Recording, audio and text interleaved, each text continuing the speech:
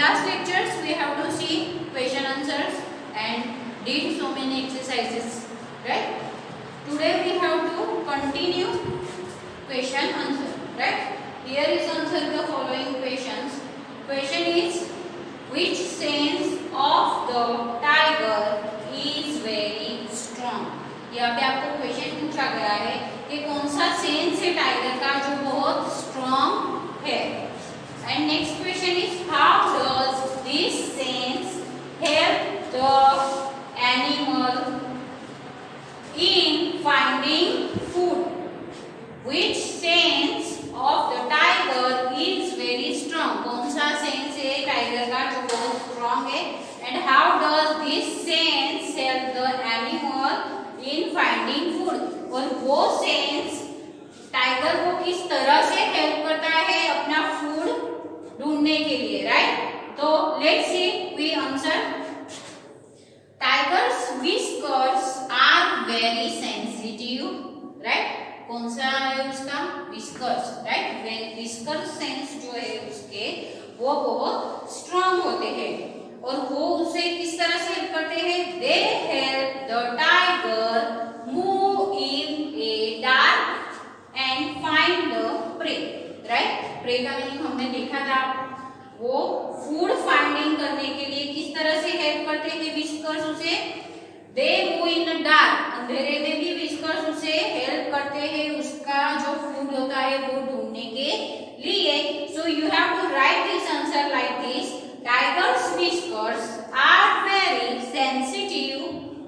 They help the tiger move in a dark and find the prey. Right? This is the answer. Next is, what do sloths eat? हमने sloth के बारे में पढ़ा था. तो what do sloths eat? तो sloth क्या खाता है? तो let's see here. The sloths eat leaves of the tree. Sloth क्या खाता है? स्लोथ ऑलवेज ट्री पे रहता है, तो वो क्या खाता है? ट्रीज के जो लीव्स होते हैं वो खाता है. So you have to write the answer. The sloths eat leaves of the tree. आप इस तरह से आंसर उसका लिख सकते हैं. Now next question is, how are ants able to recognize their friends or group members?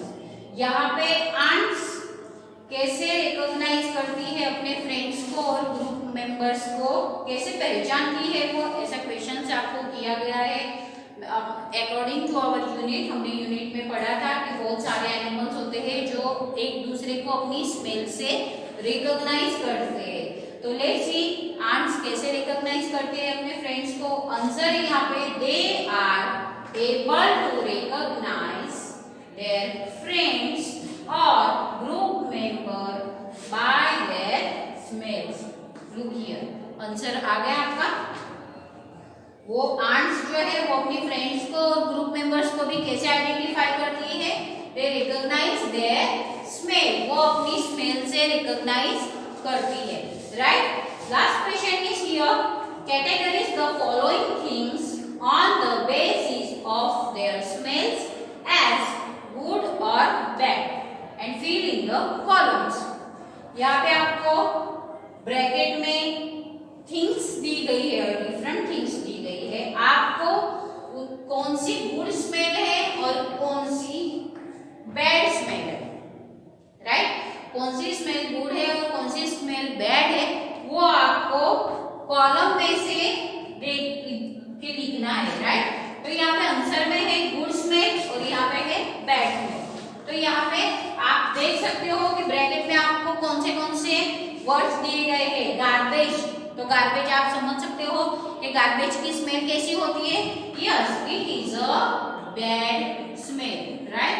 तो गार्बेज को कहाँ पे लिखना है आपको? Bad smell, right? Dump it is also a bad smell, right? तो आपको कहाँ पे लिखना है वो? बैड स्मेल के कॉलम में. Then flower you know very well, flower have a good smell, right? Flower की स्मेल तो बहुत अच्छी आती है. देन डर्टी सॉक्स जो आप सॉक्स पूरे दिन स्कूल में से पहनते जाते हो तो आपकी सॉक्स की स्मेल कैसी आती है? It's a bad smell, right? Dirty socks,